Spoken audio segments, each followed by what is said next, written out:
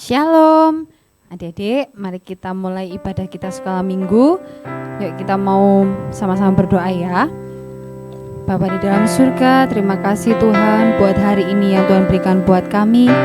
Dan sebentar lagi Tuhan, kami akan mulai ibadah sekolah minggu hari ini. Biar Tuhan pimpin mau dari awal pertengahan hingga akhirnya. Di dalam nama Tuhan Yesus kami berdoa, amin.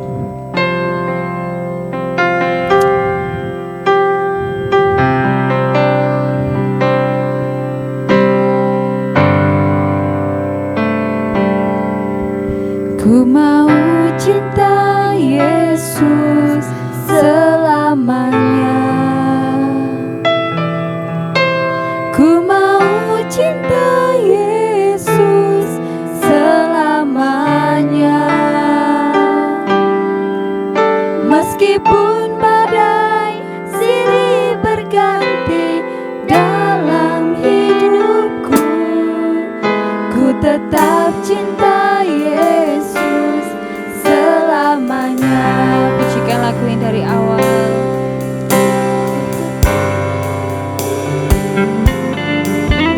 Ku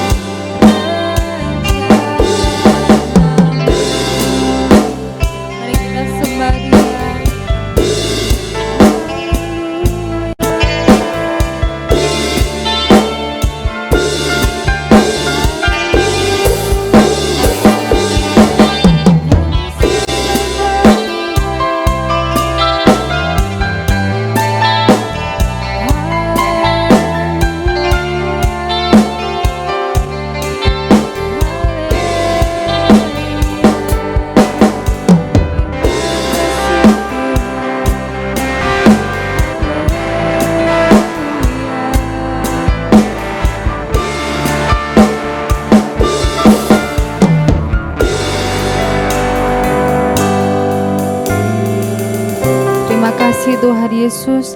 Terima kasih buat kasih dan setia-Mu dalam hidup kami Tuhan. Dan sebentar lagi Bapa, kami mau mulai ibadah kami hari ini Tuhan. Kami mau menaikkan puji-pujian bagi Engkau. Terima kasih Tuhan. Di dalam nama Tuhan Yesus, yang siap memuji Tuhan katakan amin. Laskar Kristus, Laskar Kristus, siap. Wah, harus semangat ya hari ini ya. Yuk, kita mau sama-sama. Tangannya di goyang-goyang ini. Wah, yuk.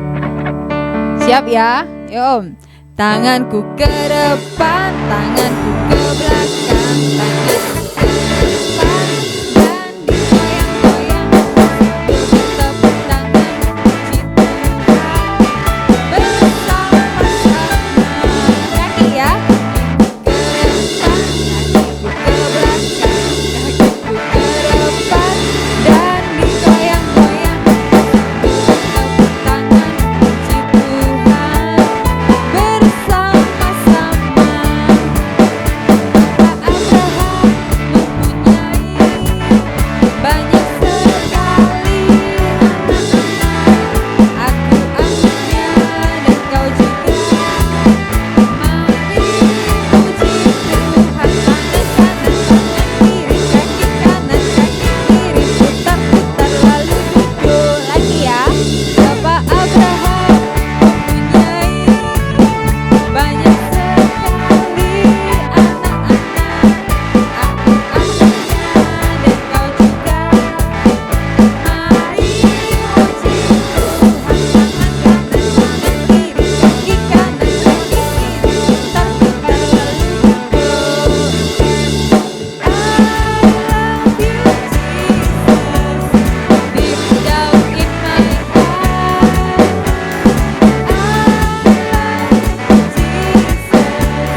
Deep down in my heart, think about deep,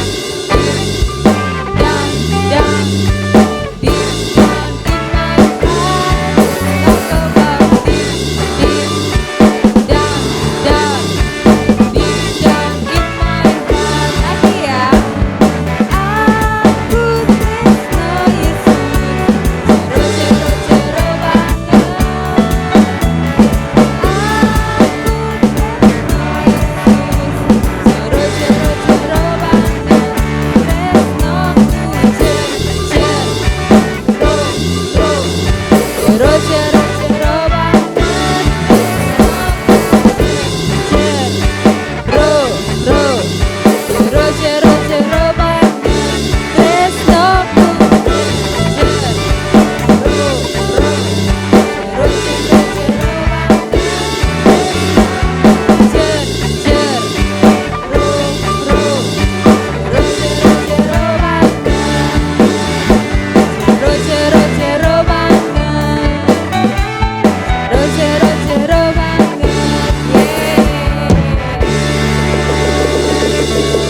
Kita sudah sama-sama memuji Tuhan. Kita sama-sama siapkan hati kita mau mendengarkan firman Tuhan ya.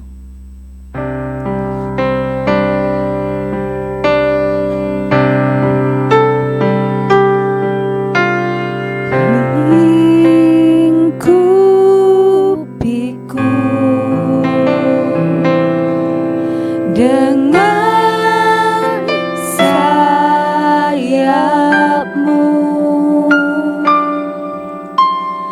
naungiku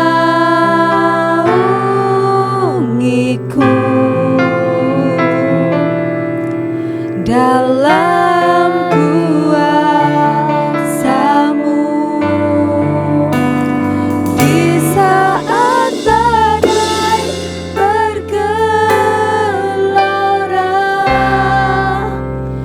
ku akan terbang bersama-Mu.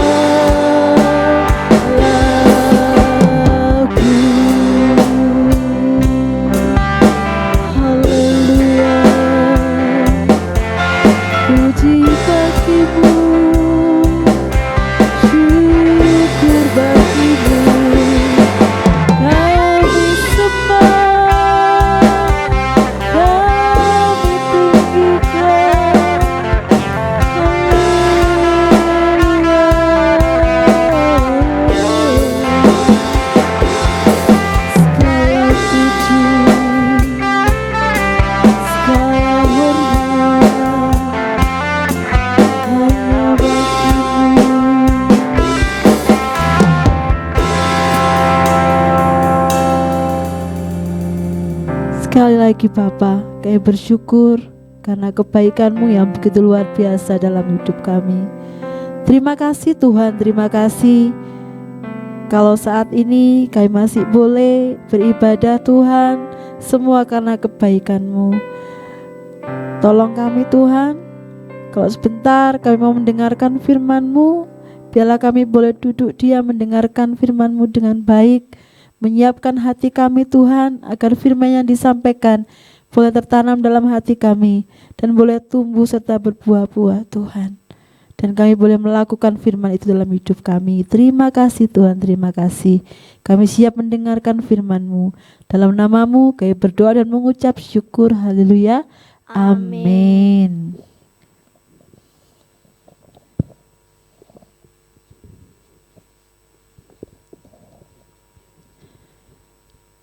Halo adik-adik, jumpa lagi ya dengan Tante Dia di sini. Bagaimana kabar kalian seminggu ini? Wah, luar biasa baik tentunya ya. Puji Tuhan. Nah,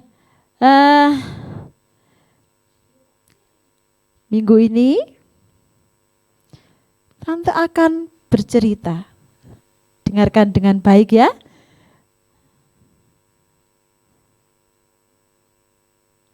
Cerita minggu ini Tante ambil dari kitab Yohanes 9 ayat 1 sampai 41.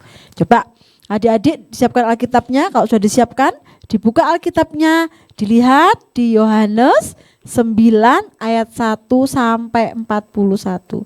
Tante Dia enggak suruh baca ya, tapi nanti selesai cerita, coba nanti selesai kalian lihat Alkitabnya masing-masing, dibaca lagi ya. Nah, di situ ada perikopnya. Wah, sebentar ya, sebentar.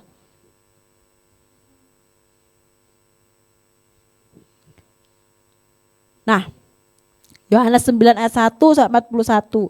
Judulnya, perikop itu judul ya. Jadi ada judulnya, orang yang buta sejak lahirnya. Ya. Orang buta sejak lahir. Nah, adik-adik tahu ya, orang buta itu orang yang tidak bisa melihat ya. Atau kalian pernah lihat umpama di jalan atau di mana, kalau orang buta walaupun dia matanya terbuka, tapi dia tidak bisa melihat, gelap. Nah, itu orang buta, tidak bisa lihat di depannya, tidak bisa lihat di sekitarnya, pokoknya dirinya sendiri pun dia tidak bisa lihat. Itu orang buta. Nah, ini di suatu kali ada seorang pengemis dan tidak bisa melihat atau buta matanya sejak lahir. Nah, adik-adik coba lihat di gambarnya ya, ada gambarnya di situ. Nah, lihat itu, dia buta dan seorang pengemis. Tidak ada pekerjaan yang dia lakukan lagi selain jadi seorang pengemis. Nah, kalian lihat ya, kasihan sekali ya. Nah, suatu hari orang buta ini mendengar bahwa Tuhan Yesus sedang datang ke kotanya. Nah, tentu saja sebelum-sebelumnya Tuhan Yesus sedang mengadakan mujizat-mujizat ya. Nah, ketika orang buta ini mendengar bahwa Tuhan Yesus sedang datang ke kotanya, lihat lagi. Nah, Tuhan Yesus dan para muridnya ini melihat dan mendatangi pengemis yang buta itu. Tuhan kita luar biasa ya. Nah, dia lihat pengemis itu. Nah, lihat di sini ya. Nanti kalau kalian baca di Alkitabnya, nanti kalian bisa lihat di situ ya, tahu penjelasannya. Nah, lihat di sini. Para murid Tuhan Yesus bertanya kepada Tuhan, apakah dia buta karena dosa orang tuanya atau dia sendiri? Karena orang buta ini buta sejak lahir ya. Jadi pikirnya, wah ini pasti orang tuanya berdosa ini. Makanya terus anaknya lahir akhirnya buta. Nah, seperti itu. Nah, lihat lagi selanjutnya gambarnya. Tuhan Yesus menjawab bahwa ada rencana Allah yang harus dilakukan kepadanya. Kepada siapa? Kepada orang buta ini, ya. Jadi bukan karena dosa ayah dan ibunya, tetapi karena Tuhan punya rencana kepada orang buta ini. Nah, lihat gambar selanjutnya. Lalu Tuhan Yesus dia meludah ke tanah. Tahu meludah ya? Nah, meludah, gitu loh. Ya, tapi jangan terus kalian meludah loh ya, enggak boleh loh ya. Nah, ini Tuhan Yesus meludah ke tanah dan dia mengoleskan tanah itu kepada mata orang yang buta tadi. Dioleskan tanah tadi yang kasih ludahnya Tuhan Yesus, lalu dioleskan ke matanya. Apa yang terjadi? Nah, kemudian Tuhan Yesus menyuruh orang itu agar mencuci badannya di kolam Siloam. Ya, setelah matanya dikasih tanah tadi, lalu dia harus kemana? Ke kolam Siloam. Nah, maka orang buta itu pergi ke kolam Siloam dengan dituntun oleh temannya. Dituntun ya, karena dia tidak bisa lihat apa-apa, tidak bisa lihat jalan, tidak bisa lihat kolamnya, maka dia harus dituntun. Nah, lihat di sini gambarnya. Nah, kalau tadi matanya tidak bisa lihat ya, setelah mencuci badannya, tiba-tiba matanya bisa melihat. Dia bisa lihat air kolamnya, bisa lihat temannya tadi. Ya, senang sekali. Lihat gambar selanjutnya. Orang buta ini lalu menceritakan kepada tetangganya bahwa Tuhan Yesus yang menyembuhkannya. Hatinya dipenuhi sukacita. Bayangkan, sejak lahir dia tidak bisa melihat. Dia tidak tahu mana terang, tidak tahu ya. Gelap pokoknya semuanya. Ketika Tuhan Yesus menyembuhkannya, dia gembira sekali. Lalu dia menceritakan kepada tetangganya kalau Tuhan Yesus yang menyembuhkannya. Nah, gambar selanjutnya, pengemis itu juga berkata kepada siapa? Orang Farisi, bahwa Yesus adalah penyembuh dan Tuhan. Ya, nah selanjutnya, tetapi lihat orang-orang Farisi ini tidak percaya dan mengusir pengemis itu keluar dari bait Allah. Orang Farisi karena dia tidak melihat sendiri, dia tidak percaya, ya. Nah, ketika dalam perjalanan orang itu bertemu dengan Tuhan Yesus lagi. Dia sangat senang, tentu saja ya, karena dia buta sejak lahir. Nah, akhirnya orang itu berlutut menyembah dan percaya bahwa Yesus adalah benar-benar Tuhan. Ya. Adalah benar-benar Tuhan yang bisa menyembuhkan. Nah, adik-adik, melalui cerita ini ya, melalui kisah orang buta ini sejak lahir, kita dapat belajar. Ya, kalau tadi murid-muridnya bertanya, apakah orang buta sejak lahir ini dia karena mungkinkah karena dosa orang tuanya atau karena dosanya sendiri? Ya, tapi Tuhan Yesus dia jawab apa? Ada rencana Allah yang harus dilakukan kepada orang buta ini. Melalui orang buta ini nama Tuhan dipermuliakan. Ya, melalui orang buta ini dinyatakan kalau Tuhan adalah benar-benar Tuhan dan penyembuh. Nah, ya, mungkin kalau sekarang ini mungkin adik-adik ada yang mengeluh. Beberapa waktu lalu ada yang mengeluh seperti ini ke tante. Kenapa saya dilahirkan kok di keluarga yang seperti ini? Nah, ya, perhatikan. Tuhan tidak pernah salah menaruh kita di keluarga manapun. Tuhan juga tidak pernah salah memberi kita keadaan apapun.